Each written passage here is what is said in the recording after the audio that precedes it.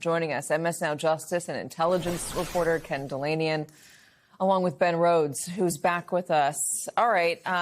As we were talking about in the break, soft war used to be our purview. And with artificial intelligence and social media, it's very easy to use. The Iranians seem to have a pretty good handle on this. They sure do. I mean, we invented the internet. We invented artificial intelligence. And yet this murderous theocratic regime is using those technologies to win the propaganda war with these very clever, very compelling videos that go right to the heart of some of the weaknesses of the arguments being made by the Trump administration. They make fun of Donald Trump for the Jesus post, for some of the wild things that he said. They use British rap lyrics. It's in English. They're very clever. By one count, they've racked up more than 1 billion views on X alone. And look, a lot of the extreme things that Donald Trump has said are probably more hurtful to America's image than anything in these videos. But this has become a cultural phenomenon. There was a new one today, just making fun of Pete Hegseth and alleging that that has a drinking problem. It's just really remarkable, and the U.S. has no answer because, in part, the State Department disbanded some of the organizations that were designed to flag and counter foreign propaganda. So, Ben, explain why this stuff is so significant. Why it's not just a social media clip that you can chuckle at. Why is it so dangerous? Here's why, and I used to have responsibility for some of this when I was in government.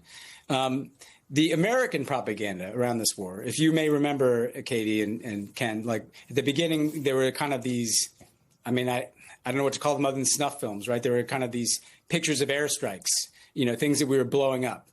Who does that appeal to? That only appeals to people that are already died in the World War supporters in this country and maybe in Israel, our partner in the war. The Iranian videos are going on offense. It's not designed for Iranian audiences. The Trump propaganda was designed for his base, like so much of what he says. These are hitting themes that resonate in the United States and around the world. That Donald Trump is part of a cabal of elites, that he's compromised by the Epstein files, that he doesn't value civilian life. That is propaganda offense. And if you particularly think about young audiences, people that, are not necessarily reading newspapers, they're getting their news on social media, on TikTok, on Instagram, on X. If you are under 30 and you're around the world, it's quite likely that the thing that you've consumed about this war are these videos.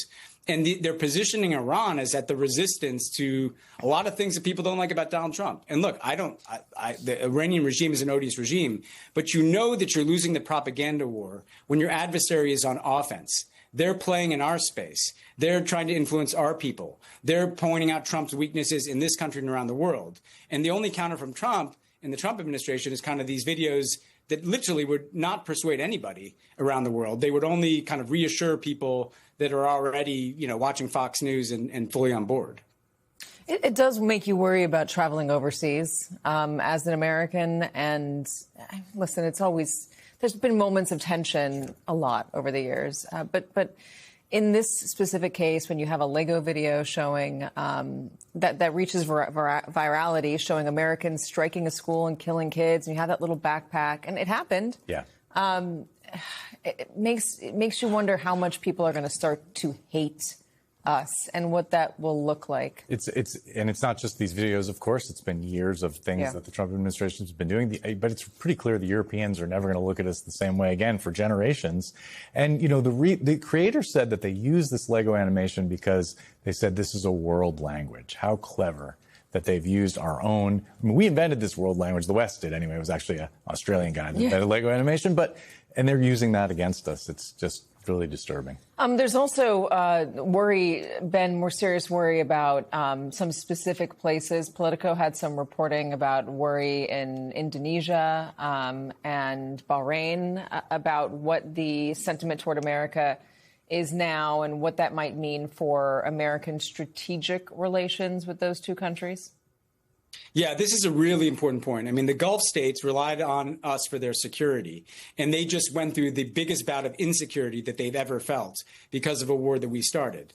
Because of that war, they got drones incoming. They got their tourist industry decimated. They suffered, civilian losses in some of those countries.